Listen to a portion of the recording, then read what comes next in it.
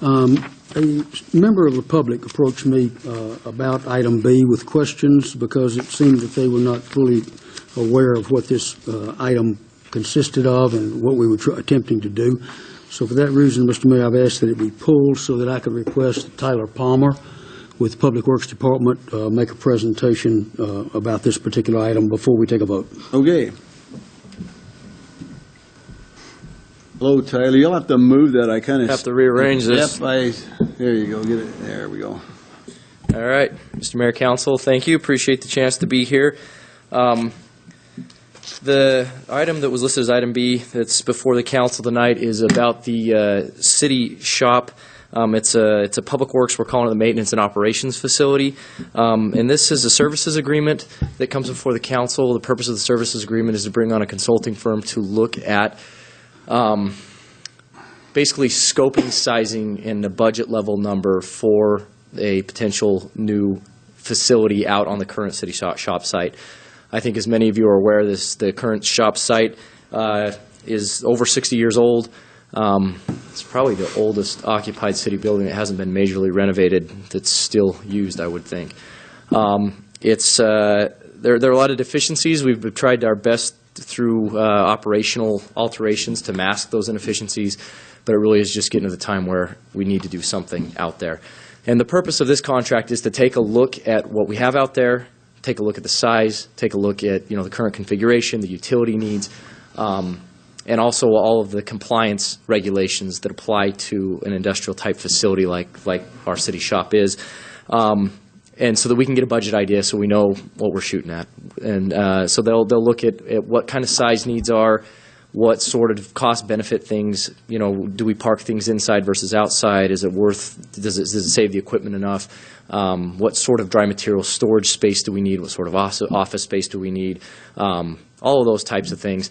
And so that's really what this is just to get an idea. We'll get a basic idea of what fits on the site, and a basic scoping idea for cost at a very general level. And so that's really kind of the really 3,000 level view of 3,000-foot level view of what this is. As you'll see in your packet, we identify certain goals through this contract that would be approved. It would be to identify the city's goals for the facility, to look at the space and potential design, determine preferred site development and alternatives, determine approaches for minimizing our environmental impacts and for coming into compliance with environmental regulations. Our current site, we have a lot of problems that we need to address, from drainage to storage to just leaking roofs and buildings that are ready to fall down. We then also will identify, what sort of permits may be necessary, determine the site redevelopment improvement needs as far as utilities go, develop preliminary phasing plan as far as how, obviously we need to keep operating. We can't just shut down public works operations and say, okay, we'll see you guys in 10 months when this is done. So it would also include a phasing plan of how that might look, a budgetary analysis, and then prepare the documents for presentation back to the City Council on the findings. Your Honor. Catherine? Yeah, I I just remember that information is in one of the city's plans. Is it in the engineering one? Is it in the comprehensive? I remember reading in the facilities master plan. It appears there, and then it's also a major area of concern in the strategic plan as well. Yeah, that's right. So if the public was interested, then they could go and read the facilities master plan, and then as well as a lot of these details are listed in the council's goals as far as the strategic plan for the major areas of concern. Thank Gary? you. Yeah, Tyler, and thank you for asking that question, Catherine. It's been planned to scope the renovation for some years.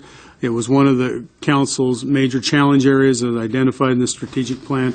It was addressed on a preliminary basis in the facilities master plan, which of course helped bring the strategic plan issues to the city council. So it is one of your major challenge areas. So this is just proceeding with that same line of logic. John? And I would imagine that the process and the economics and the entire thing that you laid out for us here was simply to try to address any of the concerns that may or may not come up in the process so that we can make an informed decision. Absolutely, Councilman Weber, that's precisely it. This is not developing construction drawings. This is so that we can get an idea of what's possible and what's feasible and what it might cost, so that we can then come back to the city council with some information that will help in decision-making. Okay, Walter, Mr. Mayor, thank you very much. Thank you, Tyler. With that, Mr. Mayor, I would make a motion to approve the Master Services Agreement for the Public Works M&O Facility Assessment with TCF Architecture PLLC. Second. Okay, I've got a motion by Walter and a second by John to approve the Public Works MO Facility Assessment Master Plan Services Agreement. I'll start with you, Walter. Aye. Aye. Aye. Aye.